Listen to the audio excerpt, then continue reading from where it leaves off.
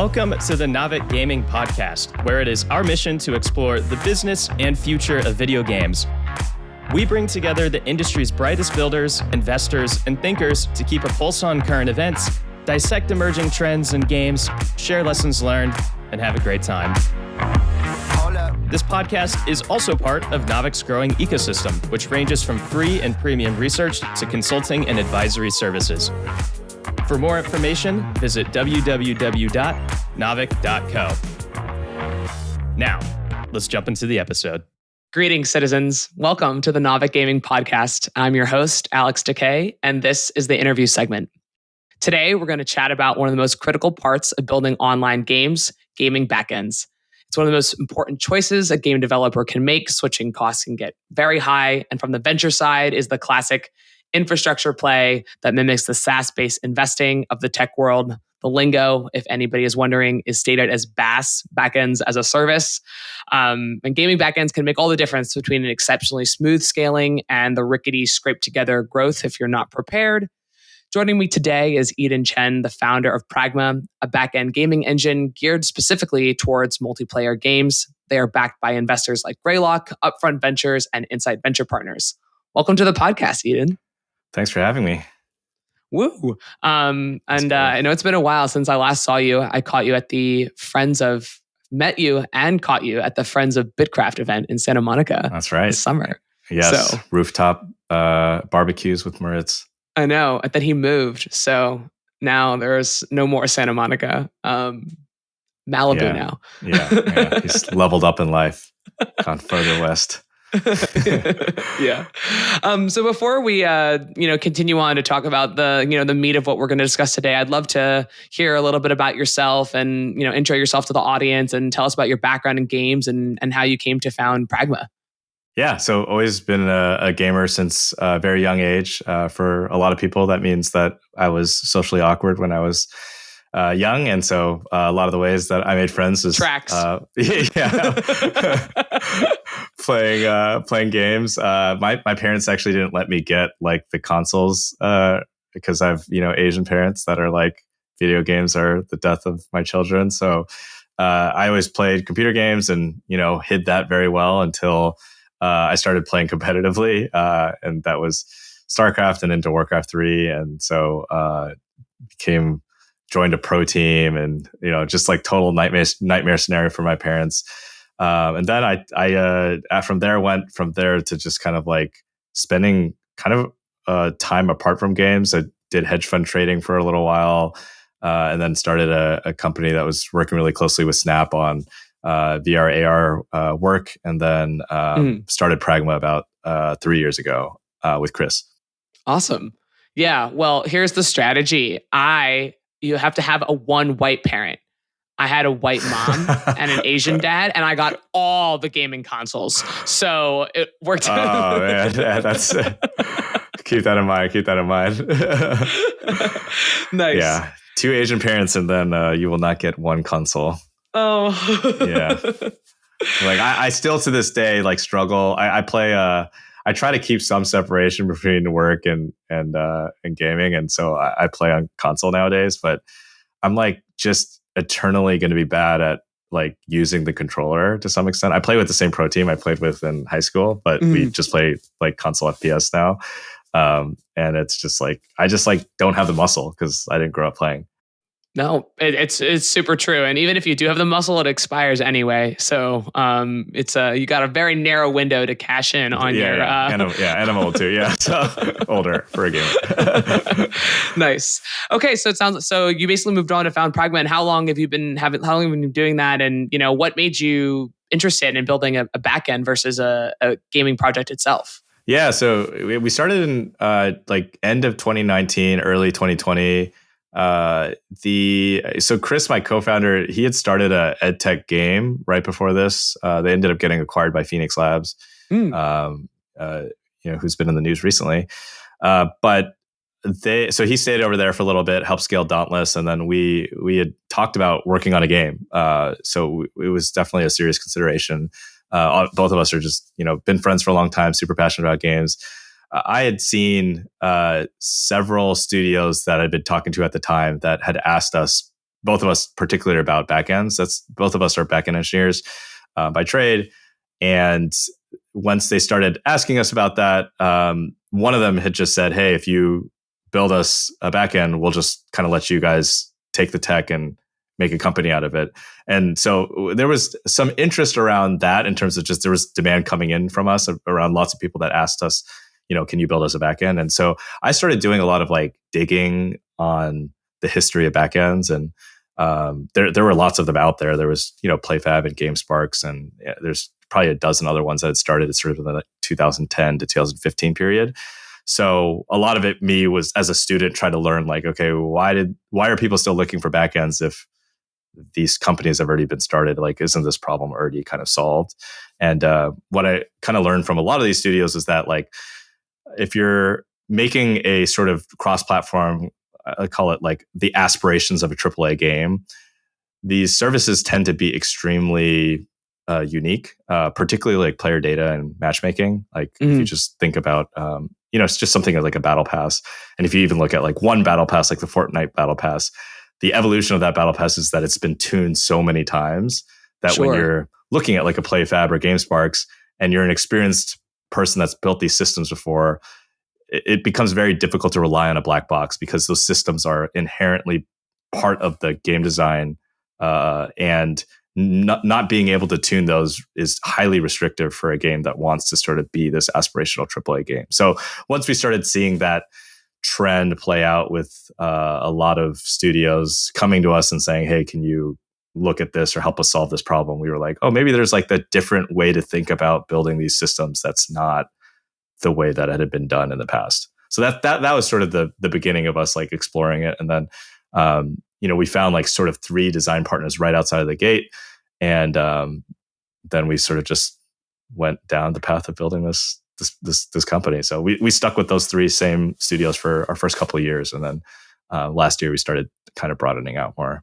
Awesome. That's such a cool story. I think like even it sounds like you like started with the game, but then you discovered that there was this tooling problem. You're reminding me of the Slack story, of course. You're building a tool to help you build games, and then that tool in itself becomes the business. And just the other day we had an NFX investor come and talk at Stanford, and we talked about sort of like the 4 aspects of competitive advantage, network effects, brand, scale, and then the embedding problem. Embedding is like what Oracle does. It like just like hitches itself into an organization, right, and then like it never lets go. Right, and so I think backends are super fascinating because you're saying that, like, hey, there's all these problems that maybe GameSparks or PlayFab didn't solve, but these games are kind of stuck on this technology. So I'd love to later on talk about like, what makes Pragma different from maybe some of the backends of old.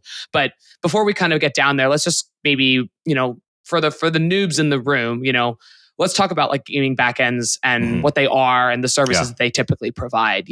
How would you describe a gaming backend to like somebody who has no idea what that is?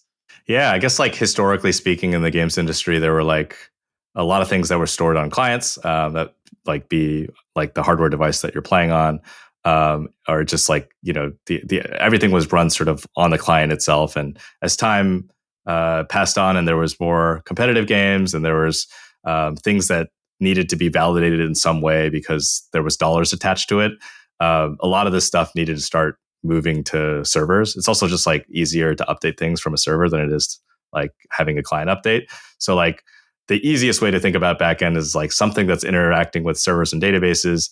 The suite of services that we typically think about are things like accounts and login, it's social features, it's player data. Player data is and game data are pretty broad terms, but that can include things like progression, your monetization, your battle pass, and then class crafting. The list kind of goes on and on. It's a very broad based group of things, but it's effectively the meta game inside of a game. And then the last area is sort of matchmaking, which is like how do you get players in the same room together. So it's a very broad sort of suite of services, but namely, it's not things that live on the client. Like that's the actual networking itself, like what Unreal and Unity are doing, the physics, the rendering. Those things are not like part of effectively the back end. Got it. Okay. So if I'm a player, right, whatever, like basically all commerce, login accounts, maybe like the matchmaking, maybe like the social systems. Those are things that are included in a backend, right? Yeah, and I think the confusing thing is that the same language can be used for things that used to live on the client, which is why I tried to make that distinguish that earlier.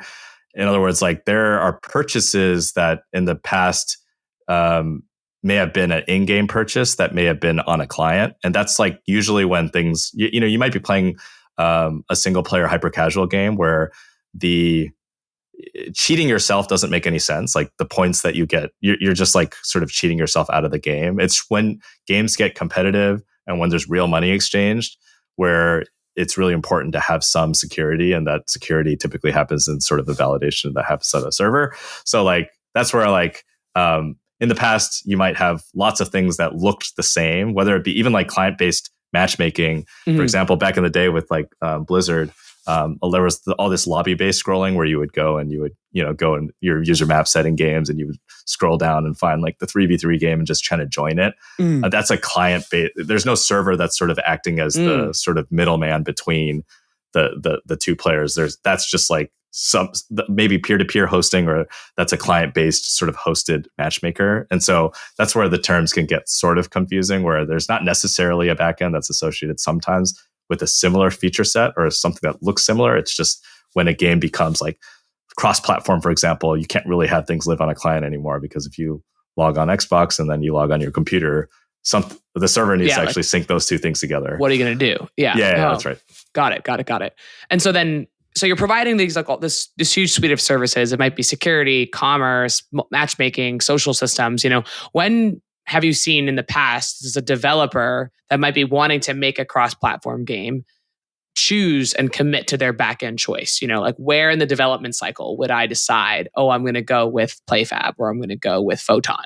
Yeah, I mean, it's typically fairly early in the development cycle. And the reason why is because once you start playtesting, or if you want to run by real playtest, I mean like you're actually going through a real matchmaking loop, and that's not like sometimes people test locally, like in the same office on a VPN, and you can kind of just play that way. But once you start doing any time to outside playtest, particularly even with like remote work, you can't really just do the same things that you used to do. When you start getting in those real motions, that's typically when people start looking to sign up with a backend. So it's like when you want to do like the first two things that we typically see people do is like, and maybe like an account integration with like a Steam or Epic, and then like a sort of game loop or a matchmaking sort of loop, and that's just so you can start actually playtesting. So like the earliest phase of game development might be like you're doing the concept art, you're doing like very very early kind of like game design, and then the next step might be like even at the most like sort of grayscale kind of art, you might start wanting to start testing some of these mechanics with like either a small group of players, even if it's like internal testing or testing with some friends. So that's like the first step. Some people I'd say might do some of that work early themselves. Like they might create, go into AWS and start like, building some very light platform work so that they can start facilitating some of this themselves. And then they might push the platform decision or the backend decision until like 6 months before launch or whatnot. And that's usually like a pretty bad idea. And I could talk about why, but a lot of studios will do that too as well. They'll sort of like put together something janky just so they can like test it and then like kind of punt the decision until later. Got it. And I think the idea of punting it until later is sometimes people don't know exactly what they need in terms of the services that their backend might provide, right? So maybe let's just say like, I don't know whether or not I'm going to have PvP yet. I haven't decided that. So I don't know if I need matchmaking. So I'm just going to hold off on this decision. Yeah. And I mean, a lot of times, like when you're trying to find the fun, you don't want to make that many decisions, and you don't, it's like, it all makes sense and it's rational. It's just kind of like one of those things where like, typically where we see some studios get in trouble is when they start baking a lot of their player data into the client, because it's easier and it's what people have done for a long time. And then when they actually choose a backend, they have to sort of redo a lot of that work in terms of moving that all over to like a completely different architecture. So that's where, and then typically their launch deadlines don't really adjust to account for the fact that they have to do a lot of that rework. So they may be like, oh, we have 6 months until we're launching, and all this stuff has been baked into the client, and they can't ship that way. They have to move all that to a server, and then they make that decision then. But then it's like crazy crunch to try to move all that and change all that, and that's where you see some kind of issues when it's not sort of like built into the actual like development plan. Got it. Fascinating. Yeah. So it sounds like the best course of action, but best practice would be to sort of commit to your backend earlier in your dev cycle, maybe around the time that you start doing playtesting. That's right. Yeah. And so in that regard, it sounds like playtesting is like the critical step, right? It's not commerce. It's less about telemetry, but it's more about playtesting. And well, I guess my point there was that that's typically when the developer starts saying, I need this. Some of the more complex areas for like at least live service games are around content. And that, I mean, my belief is that, that player data you really want to really think about very early on, because there's things like data versioning that get very complicated when you like a lot of people will launch a game and they haven't even thought about how they are going to version, X1, X2, X3, and therefore they have all these like weird database conflicts and things when they go live and the game starts crashing because of like you'll see these errors like wrong database version or something like that. The game will crash, and then things like that start to happen because there's not a lot of like pre-planning. So that's around more of like the player data side. But from a game developer standpoint, the way that they think about it is sort of like I have a need, which is I need to start playtesting. I don't want to basically roll all this technology myself, so I'll use a third party. And then typically, if we would meet with a studio at that point, we might also start making suggestions on like how are you guys thinking about progression, or how are you guys thinking about your quests or your crafting or your inventory or skins, or it depends on the game. But we start asking those questions to start getting them to think about doing that earlier. Sure. And so I'd love to dive actually a little bit deeper into like some of the three big services that you mentioned in a backend, right? That being matchmaking, the commerce side, and then maybe the player data, the telemetry setup. On the matchmaking side, what makes a good like matchmaking program? I have personally worked on a few multiplayer competitive games, Overwatch and Hearthstone being two of them. And on the League of Legends side, the matchmaking is just bad because I'm not. My teammates are bad, so I'm totally. So I'm obviously just kidding there. The funny thing is, everybody's gonna complain. The thing is, everybody complains about matchmaking. Like that's the joke. Obviously, there it's like it kind of doesn't really matter how good your matchmaker is. Everyone complains about the matchmaking. I think fundamentally speaking, I think matchmaking and game design are kind of inextricably linked in that, like, if you look at like I guess what I would consider like a good matchmaker, like a league, even though you were making the joke. There's a lot of decisions that were made on games like that, even like with Dota around like, banning players, where the whole matchmaking process is actually part of the fun of playing the game. In League, you can select, multiple, roles. For example, if you want to play mid and you want to play like a backup as a support or something like that, that's added to the whole complexity of the matchmaker, which means like part of the game design is allowing people to make bans and make alternate selections for their for their role, and even the team composition is part of like the game itself. Like in some, if you're like a really good team, you could lose the game before you even start playing if you have a bad team composition. So much of that is like really important to the matchmaker. So I guess I'd say a few things to answer the beginning part of your question. What's important to a matchmaker? One, I think, is just like scale is one thing that a lot of people think about, because typically when games don't scale, they fail in the login or they fail in the matchmaker. And so, if you can't get into a game, that's a huge problem. And matchmakers are kind of like infamous for not being able to scale. So I'd say like first thing is like sort of like, are you stress testing your matchmaker? Are you load testing? Do you have a matchmaker that can actually scale? And it's so hard with games because it's very difficult to predict, especially like on a launch, like, how many players you're going to get and whatnot. But that's one aspect. I think the second one is much more of a broad statement, and it's one that's tied into why we started Pragma. And that's a matchmaker needs to be flexible enough for you to tune the matchmaker to and make it evolve as you learn new things about your players, as you learn new things about the game, and as the game evolves over time, particularly in a live service game. And that's, I think, our insight was like, particularly with matchmaking, folks that have built live service games for a long time, they really want to own the game loop. When you sort of lose access to making those changes, you really lose a fundamental part of the game. Mm-hmm. And so a really good matchmaker is one that's flexible enough to allow you to make the changes that you need to make, whether that be like I just saw like Apex, maybe it was 2 or 3 weeks ago. They're getting shit on. Yeah. yeah. I mean, and again, like that's going to happen. Like anytime you make changes, everyone's going to complain. But I mean, the point is that even after you might have made a mistake, you have to be able to adjust that based off of maybe some of that feedback is inevitable because again, everyone's going to complain, but you have to be able to evolve that very, very quickly and make changes. So it's one of those like never ending. There's no perfect matchmaker, I'd say, because it's something that needs to constantly evolve. But the systems that you have need to allow you to even make those changes, and that's like fundamental to having a good matchmaker. Sure. And then for some of the biggest online games that we know of, right, and Apex and Overwatch, Hearthstone, right, are these basically using backends that they built in-house in terms of their matchmaking, or okay, got it. Yeah, almost all of the biggest games are in-house games. So Chris worked on the League of Legends. My co-founder worked on the League of Legends matchmaker. I think that was, at any given time, 20, 30, 40 people.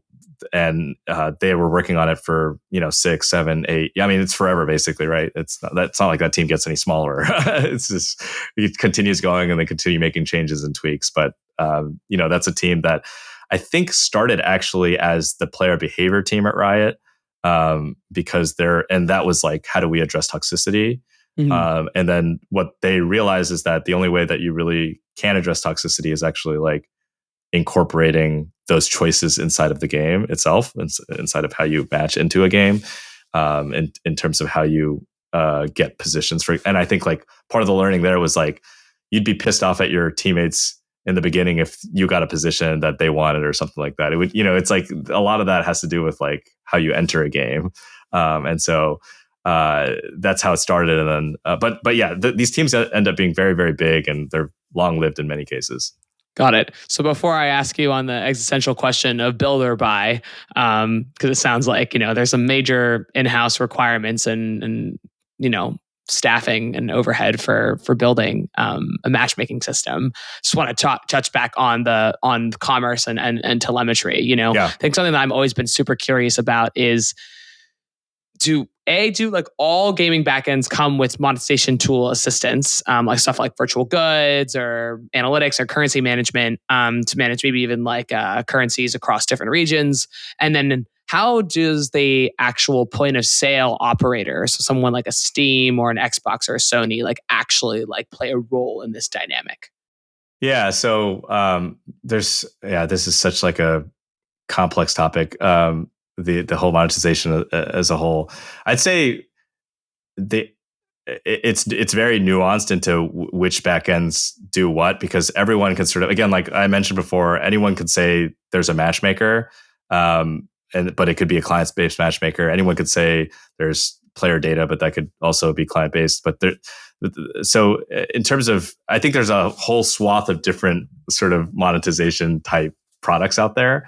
Some are much more complex, and some are very simple. The most simple like database is just like a key value store, and that's just like you put stuff in a database and take it out, and that's like your most basic sort of backend. It's just database.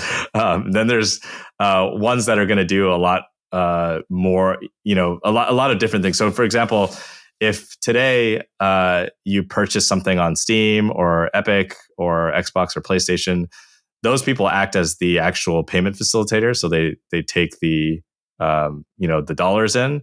And then the backend itself is going to handle the entitlement of the item. So Steam will communicate with the backend and say, hey, this person has purchased this item.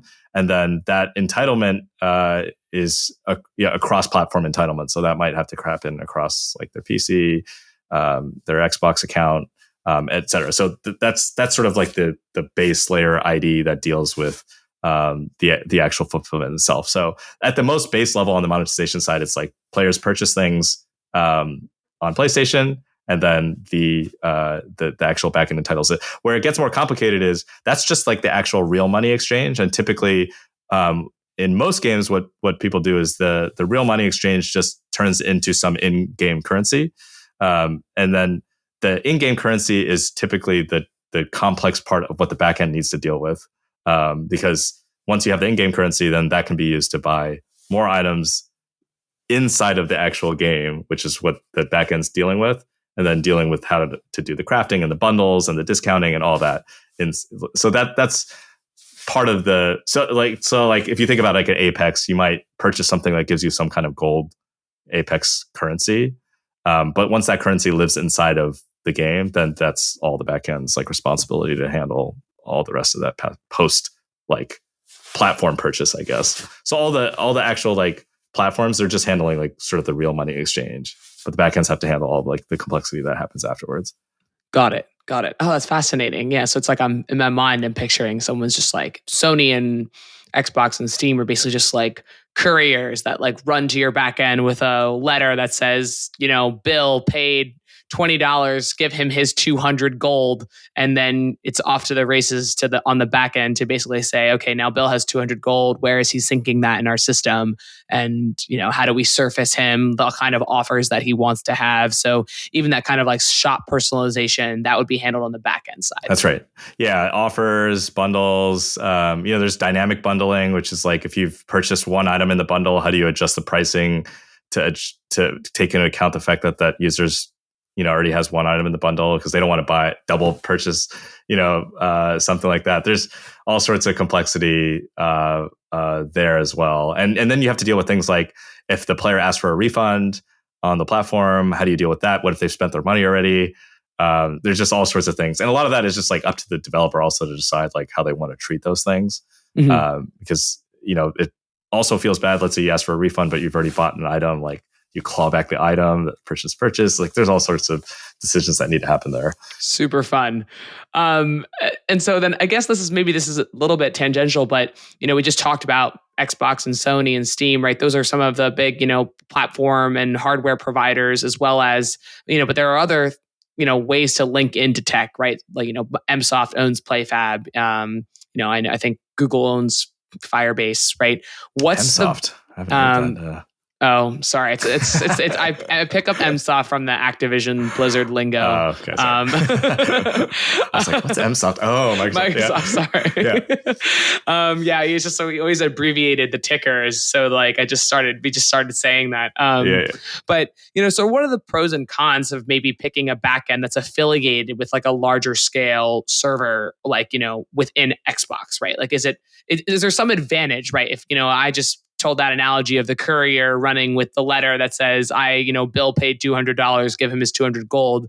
Is that faster if it's on PlayFab and this is an Xbox game and he made the store on Xbox, on the Xbox store? Yeah, I'd say, there's not really in my mind like a pro or a con. I think it really just has to do with the feature set that a studio really wants. And that, PlayFab and Xbox, they have very distinct teams. Like the folks that are working on Xbox are not the same folks that are working on PlayFab, and there's no real advantage. And I think it would do a disservice to Xbox developers if they gave special preference to developers that were only using PlayFab versus people that were building in house or using Pragma or whatever else. So I don't think I think it's intentionally sort of separated. There's no real pro or con to any, I guess, kind of first party systems. The ones I can think about are Steamworks is another one. It's sort of like Steam's in-house, set of services that deal with some of this. PlayFab's the sort of Microsoft version. Amazon used to have GameSparks, but they deprecated that. But those are the two ones I could think of. But there's no real advantage, I'd say, outside of just like the product itself, I'd say. Got it. Okay. And even that's true, even in the, telemetry setup as well. I remember at the India studio that I worked at, we basically had a PlayFab plus Snowflake setup, right? So this is, again, me potentially butchering this process, but PlayFab seemingly collected the data. They sent it to Snowflake, the warehouse. And then we use stuff like Tableau to surface that data on the front end to like an analyst or something like that. I mean, that's exactly right. And that's exactly how we would treat it. Yes. Yeah, we would treat it the same as well. And that like, you don't really want to get in the business of trying to compete with Snowflake or Datadog or some of these services. Like what you want to do is make sure that as a backend, you're collecting data and you're packaging it well, and then you're passing it to the provider in a simple way. And that provider could be Snowflake, that could be Datadog. There's like multiple levels of analytics and telemetry. There's like sort of the live metrics data, which is about like how many players are currently playing my game. How many crashes are there? It's the things that you want to know about the live health of your game. And there's lots of standards for that, like open telemetry and different things like that. Then there's the sort of metrics that you might want to be able to query at any point, and that's like your data warehouses like Snowflake, where you might want to say like, what's the balance of this gun, and like, are people winning with this gun or that gun? And you want to that's a lot more about like being able to query and ask questions about what's happening. Is there a character that's winning way more than another character, and those kinds of questions. And so does the backend provider and the developer work together in tandem to establish some of the criteria that I may want to eventually query? Or is there a standard off-the-shelf kind of boilerplate metrics, right? Like, yep, we're going to give you DAO.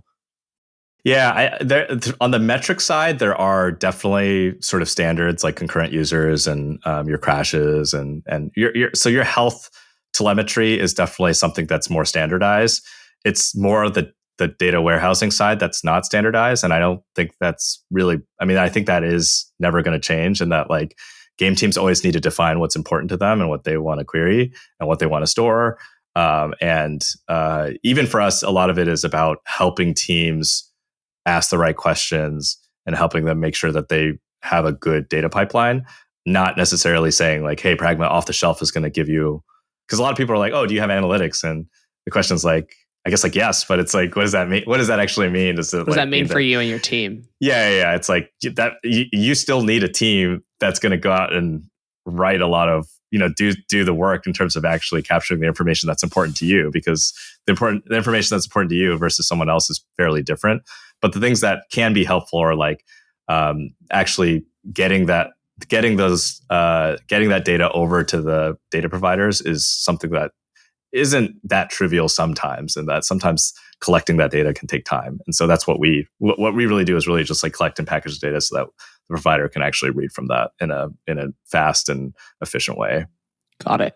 Yeah. I mean, I think the asking the right questions part is also so critical. I had the wonderful honor of discovering that some of the DAOs of Blizzard's games are defined differently. So, like in one game, a DAO is someone who hits play. In another game, a DAO is somebody who sits in the menu for 30 seconds. So, asking those right questions, I think, is so important because it has super big implications, especially if you make it past launch and your game becomes a hit, like then you're doing all these live ops situations and you're trying to your PM teams are asking you all these questions and you're like, yeah, but like the data, like so totally. Yeah, it's just fascinating. And so I guess that brings me to the question, right? Like it sounds like, a backend should really be a partner to a game development studio.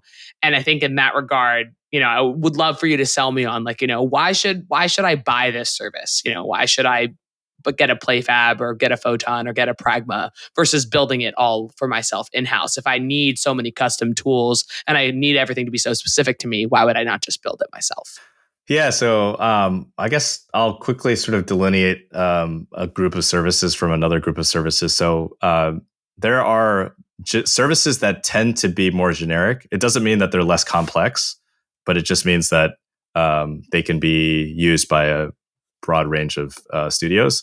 So one example of that would be like the account system. So like accounts are basically like the guys who basically link up with Steam and Epic and Xbox and PlayStation and iOS and Play Store and everybody, and then sort of like create that sort of ID, that player ID that can basically facilitate logins across all those different platforms.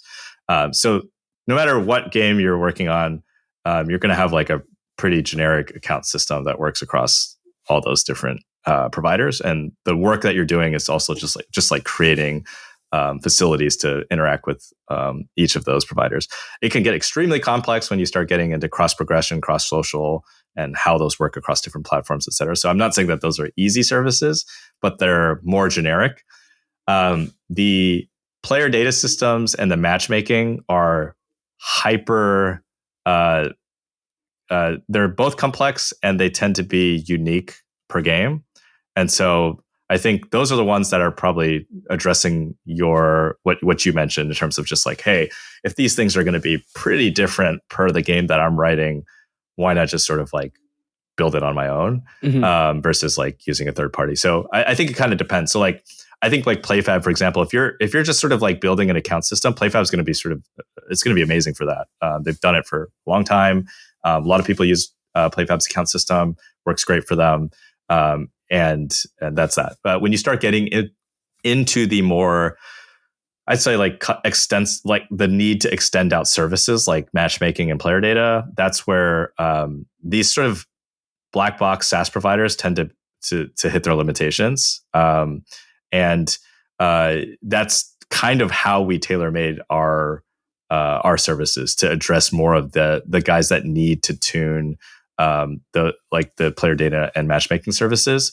So again, like I think part of the rational, so you have like sort of three choices. You have sort of the PlayFabs of the world are going to be more black box oriented, off the shelf, very easy to get started, easy to use. You have sort of like build it myself, which is like I got to roll everything from the beginning and build it myself. And then you have someone like us who's like, we're going to, try to solve those problems, but also give you the ability to sort of like extend out and customize the actual things, because we don't think those services are really able to be generic. Or not even generic. They're not able to, they're needing real tuning to make them work the way that they want to work. So one is like the actual feature itself in terms of why you would want to use a third party versus build it yourself. And that's like, when you're looking at like a player data system, there's all these things that you don't want to deal with, like data versioning, database migrations in a live environment. That's like, if you rebalance your economy, you rebalance an axe because it's imbalanced, it could ruin the game for a period of time. You don't want to do a client patch. You want to actually have a server ability to sort of update that axe live. But then if you do that and your systems don't have the ability to do database migrations, there's no data versioning, you start to deal with all these conflicts, your game starts to crash, et cetera. So these are things that are generic problems within highly customized areas.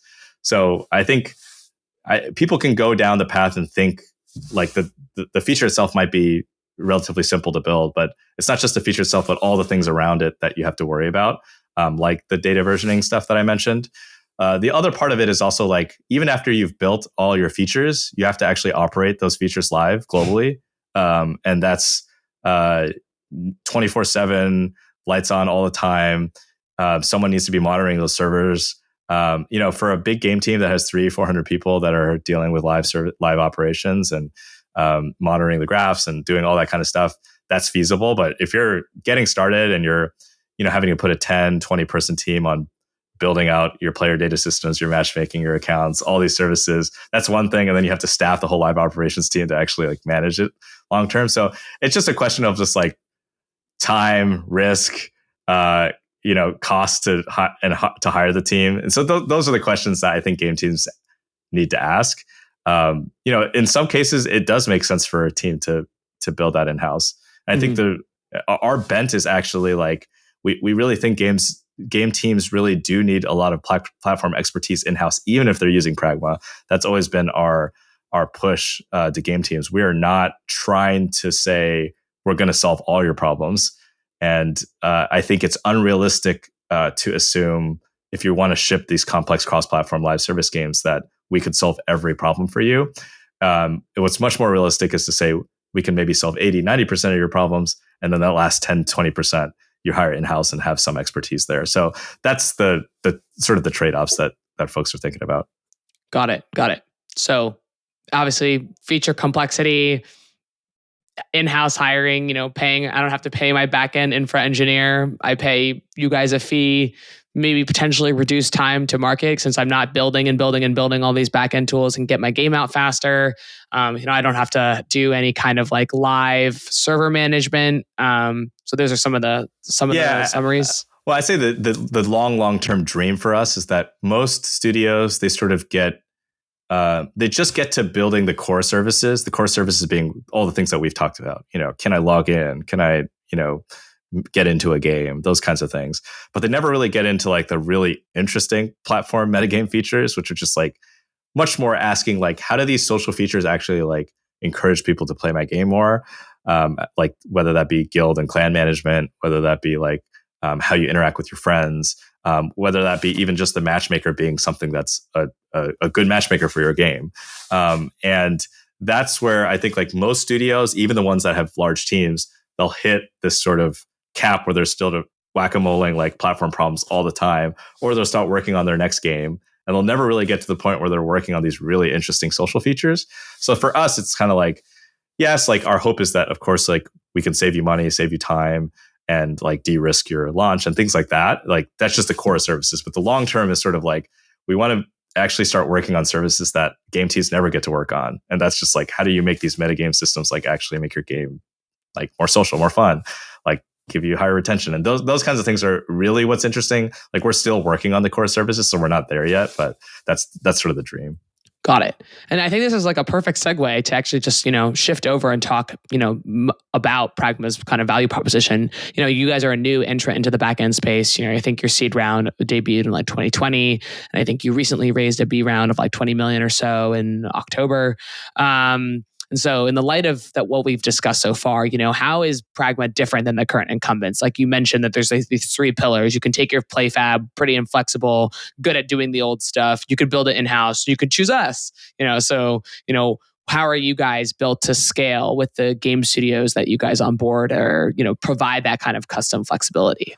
Yeah, like we've tried to focus on a particular persona as a good startup does in terms of just like trying to identify exactly like who is our customer and like what does that mean. And for us, this sort of like AA to AAA sort of live cross-platform live service game, like building that match-based game for the most part is sort of like our sort of ICP, initial customer profile, and that like we're focused on this type of persona, and that requires a whole different set of services that than like a off-the-shelf PlayFab that's really gearing much more towards a mass audience does. Like all of our stuff is like single tenant, so there's no noisy neighbor issue where like if one game takes off, it just like knocks down the whole service. It's like every kind of I love that noisy tenant. I've never heard that before. That's amazing. Yeah, so like everything is sort of like built for the one studio, and each one of those studios is fairly unique in how they're set up. They might have different dev environments, staging environments. There's some of them have like designer shards where they can use to really like for their designers to kind of play around with, and engineering shards where they're dealing with a variety of things. We do like a lot more white glove kind of like service, and like every single one of our customers we like have a Slack integration with, where we're basically like hand-holding and working with them, very closely. So it's kind of like a different kind of offering, I'd say. We're trying to look a lot closer to like a central tech team that you would have at a big studio. Versus like, PlayFab's trying to be like this SaaS provider, which is like, more off the shelf, like easy to set up, easy to use. It's a different persona type of a studio. So what we've looked at very closely is that like we're trying to look more similar. The analogy breaks down in many ways, but it's good in some ways. We try to look more similar to like the Unreal of backends, in that like Unity was sort of this more off the shelf engine, and you could use the artist tools that it provided to create your game. Whereas Unreal, the expectation with Unreal is that people were getting inside of the engine, making like pretty heavy modifications to it. Our kind of thesis on the sort of cross-platform live service side is that in order to do like some of these really complex, platform problems, particularly ones I mentioned, people need to make those modifications. And so our core value proposition is that like for those big teams that really want to make those really, to build those really big systems, like Pragma's really like the only place you can do that without just like rolling your own, which is an option, and it's an option that makes sense for some people. But for some studios that don't want to basically like start from scratch and get a lot of value out, that's like kind of where we come in. And again, we're not trying to solve like we're like working with like 100,000 studios or whatever. It's like we're really focused on like this narrow group of like it's all these like cross-platform live service games, and it's like that's an ambitious effort. It's expensive. It's generally like a pretty big team. Even without us, it's still like a pretty big effort. So that's like kind of who we're focused on. Our goal over time is like, of course, we want to like democratize these services for a broader range of people. But like what we had seen was that like the PlayFabs of the world, they would have like these rocket ships that sort of grew out of the solution, or sort of got to the point where it was no longer an appropriate solution. And what we want to do is sort of like work on the sort of end state, so that once we start going down the path of sort of democratizing these solutions, people are then like, oh, like I can actually like continue evolving my game with these services. I don't have to like rip it out and like start from scratch. Right. You like were trying to grow up with the studio in a way. That's right. Yeah. So we've sort of started at the most complicated sort of use cases in many cases, and then we're going to sort of go down and make it more generic. Got it. And so do you guys have, it sounds like you said your target demographic is going to be like a AA, AAA studio with, live services cross-platform. What games have you, or what studios have you currently partnered with, and how do you actually like onboard and increase that pipeline from the BD side, right? One of the things I ask myself when it comes to kind of growth is like, for you guys, you can only onboard a certain number of studios that you want to ally with and make sure that you do right by them, right? And so, totally, how does Pragma itself as an organization scale up like in headcount with the number of studios that it has? Yeah, no, it's a good question. I think when we got started originally, like I mentioned, we worked with 3 studios to start. This Wonderstorm, Mountaintop, and one more game when we first started going as like sort of our sort of design partners, and that was very much a very different relationship than the studios that we've brought on more recently. So those studios are venture-backed studios, spinning out of AAA games. They've worked with these central tech teams in the past. They know what they're doing when it comes to building these services, but again, like maybe like not wanting to start from scratch. So that relationship was very much like sort of we'll build along with you kind of thing. Once we had much more of a mature product after like a couple of years of doing that, we started onboarding. We like started working with like studios like Mountaintop and Free Range Games, which is a much bigger studio. And that one, they're working on the Lord of the Rings Moria game that's coming out in June. It's like a survival crafting game. And then there's a bunch of other bigger studios that we aren't allowed to name yet that we're working with as well. So we started like moving up the like chain of like starting off with like sort of the venture-backed studios, much more in a design partner relationship, moving more to like a real product, and then moving up to like working with teams that are like, the beginning was like 20, 30, 40 people to teams that are now like 100 plus people. In terms of how we think about like scaling our own business, I mean, the benefit to us is that like, because we have an extensible platform, studios themselves can go and actually build on top of our platform using like plugins, extensions, these custom services. The difficulty of like taking on, hundreds of studios is that all of a sudden they have like all have different needs. And I bet. And that becomes a major issue if the studio can't go in and actually write some of their own services. So it's like, we could work on these services for 20 years and not be done with them. It's just, there's an unlimited set of like things that we could be building. And so like no solution's ever going to like meet 100% of any studio's needs. That's just like not the reality of the industry that we work in, unfortunately. I wish it was. So then the question is sort of just like, what do you do when the solution doesn't meet the thing that you need? And the question is, you can wait, you can ask for a roadmap, or you can build it yourself. And then the question becomes like, what does building yourself look like? Does building yourself mean like, I have to just rip out everything I've done and start it from scratch? Does doing yourself mean like I could do it within the ecosystem that I've already chosen? And so those are like kind of the questions that we try to be like, okay, well, how can we give studios like a lot of value, but then like not block them from doing the thing that they're inevitably going to be missing? Right. Yeah, that was actually, I'm glad you brought that up, because that was one of my questions. I was like, what if you guys have a feature that the game needs that's not available? How do you let them make it so for themselves within your own platform, right? It's challenging. It's like, in the perfect case, like 20 studios are all asking us for the same thing. And we're like, okay, that clearly needs to be the next thing we work on. Got it. It's usually not the case though. It's like usually 5 studios want, more, they want like a hook into our matchmaker in some way. Another 5 studios want some social feature like friends that cross-platform friends. And, it's like we have to sort of prioritize that. But at the end of the day, our answer is like, we're trying to do our best at addressing the most critical issues for the broadest number of studios. But if we don't, you also can, solve your own problems as well. And I think that's comforting to the people that know, like the people that have done this in the past know that there isn't going to be a one-size-fits-all solution. That's just not, if someone believes that, they probably just haven't done this before and they just don't see the complexity.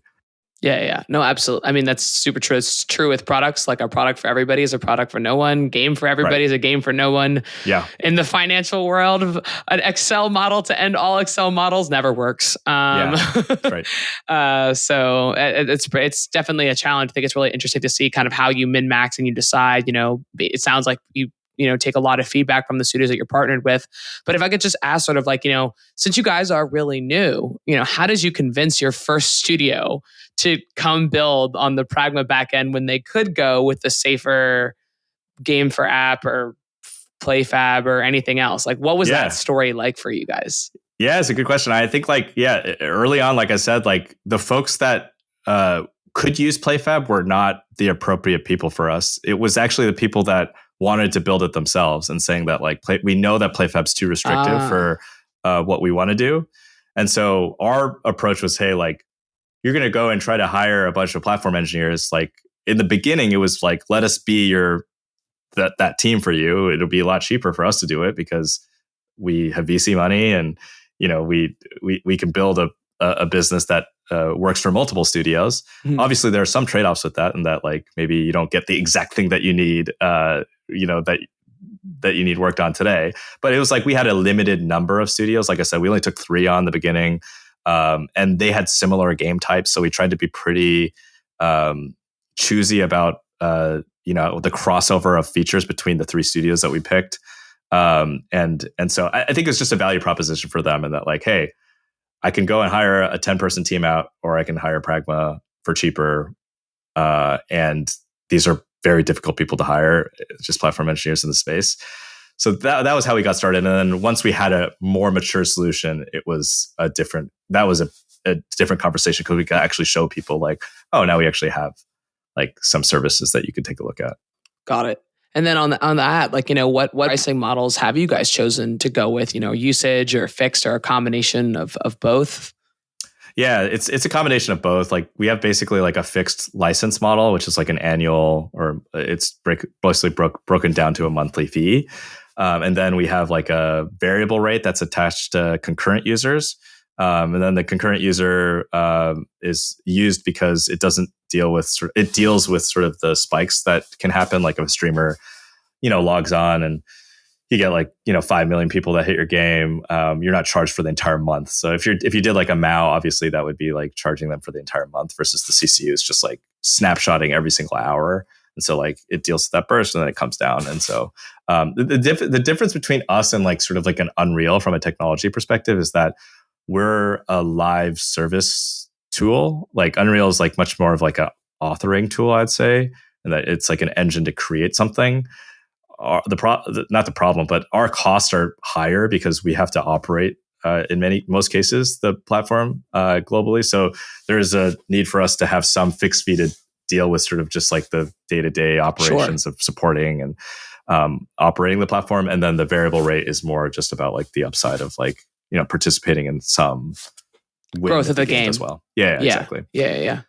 Got it. Interesting. Yeah, I think those the different types of incentive models and scale in terms of scaling and sort of ratchet tiers of fees are very interesting. I think you can have one of those situations where all of a sudden now game growth is a tax, right, on the studio. And so I think it's an interesting dynamic of having the backend player have a variable rate on users, if that makes sense. Yeah, I mean, we've tried to make it like reasonable enough such that like it ratchets down over time and all these things. And like for us, like if a studio's not successful, like it really doesn't matter for taking some crazy fee. It's just like it has to be a reasonable amount. And we're a startup where like it really matters. Like the most important thing to us is successful launches. It's like that's what, like, it doesn't, we're not trying to like monetize the perfect and have the perfect pricing model. Like we would adjust all that just to make sure that like we had the good relationship with the studio and make sure that it's like a win-win. Like it has to be that way, or else like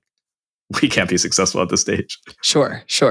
And then who would you say like are right now, like I think there are other new entrants to the backend space, like a Beamable, right? Would you consider them to be your competitor? And how do you gain that competitive edge over a new, it sounds like you have a clear value proposition against like a PlayFab, right? But what about the new guys that are doing something similar maybe to you? Yeah, everybody's sort of approaching it a different way. I'd say like we were the first ones that raised like serious venture money, I'd say.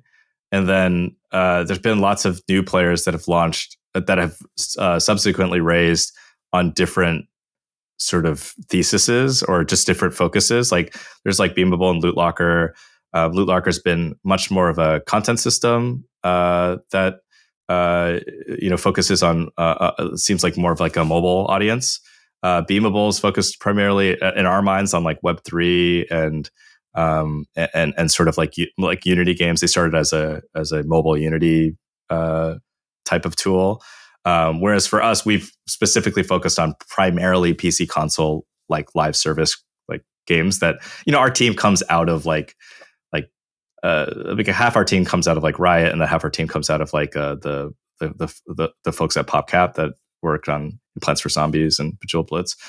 So we have like a little bit of mobile and PC console DNA, but like still the vast majority of our team is sort of just like geared in the sort of more like kind of League of Legends type game genre. So it's just a different genre. Like I think the Beamable guys came out of the Star Trek mobile game, and it's just like, so I think all of that plays into the focus. Like you're going to understand the customers that you understand the most. Like you're going to serve the people that you've dealt with the problem the most for. So I think like our guys coming in from that background are going to deal with the problem differently than like folks that have dealt with it in other ways. So like we're glad to see more entrants in the space, because we just think the number one competitor for us is people building it themselves. And like the more attention that's brought to like backends and like the push to have studios like sort of offload that, is the better it is for us. Yeah.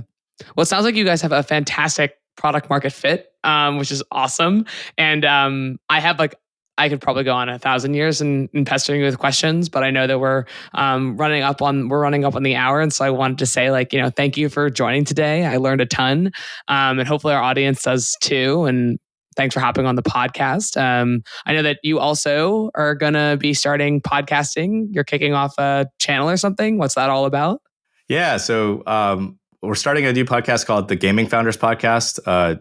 Over the last kind of like 2-3 years, one of the areas that I've been focused on is helping game designers and folks raise money. And I've had literally hundreds of conversations about helping them navigate that whole space. So part of it was just like, I was getting so many questions on the space and wanting to just come up with a podcast that deals with sort of origin stories. How do people raise money? How do they hire their first people? Where do they find their co-founders from? And I just didn't see a product out there that focused particularly on those origin stories. So Kevin Zhang, who's at Upfront, and me, we've already recorded a bunch of episodes, and we'll be launching that really soon. So super excited to tell those stories. Yeah, I think by the time this comes out, maybe there'll be a couple on air, so you can go and check it out. If there are developers who are interested in listening to your podcast, or interested in Pragma, or investors that are interested in Pragma, how can they get in touch? How can they listen to your new content? Yeah, so the new podcast is at pragma.gg/gaming founders podcast. And then I'm on Twitter at it's just at Eden Chen. Or our website's obviously pragma.gg, and go there and find out more there, or context us there as well. That's awesome. Okay, so on that note, we'll be concluding. Big thank you, Eden, again for coming. Thank you to our listeners, and I'll be back in 2 weeks. And so until next time, friends, feel free to hit me up with any questions, comments, or concerns at alexandra@naavik.co. Would love to hear your feedback. And with that, we're out. Au revoir. If you enjoyed today's episode, whether on YouTube or your favorite podcast app, make sure to like, subscribe, comment, or give a 5-star review.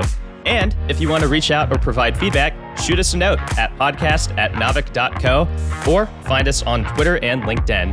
Plus, if you want to learn more about what Naavik has to offer, make sure to check out our website, www.naavik.co.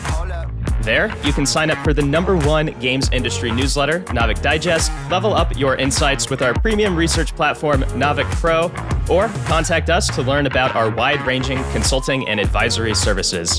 Again, that is www.naavik.co. Thanks for listening, and we'll catch you in the next episode.